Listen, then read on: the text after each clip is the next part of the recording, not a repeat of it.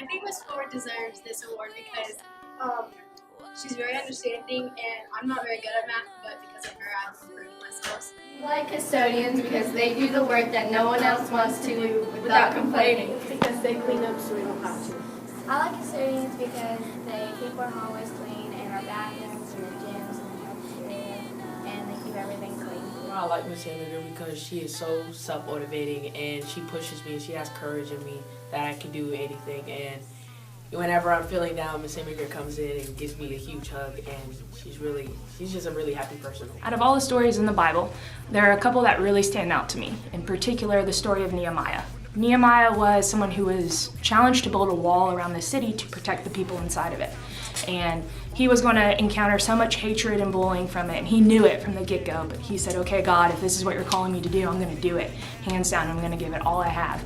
So God calls Nehemiah to build this wall, and in scripture it kind of talks about how he's sitting on top and they're kind of hackling him like, hey, get down, you're stupid, why are you doing this? It's not going to work. Clearly, you see how long this wall is going to be? Like, you can't do this. You're not doing this right. You're not doing it the way it's supposed to be done.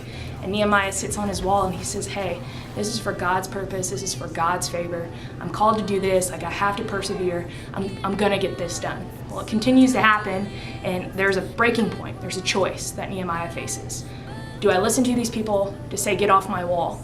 Or do I follow this purpose that just seems so unrealistic? And he chooses to follow that purpose, even when there's no hope. And the wall is successful, and it's an awesome story of just perseverance. So the Nehemiah Award this year, from Up to You, goes to a teacher who comes in every single day and does their thing.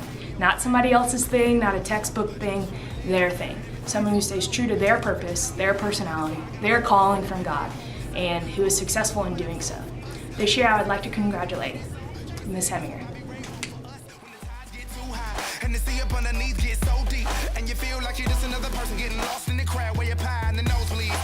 Because we both been there, yeah, both of us, but we still stand tall with our shoulders up.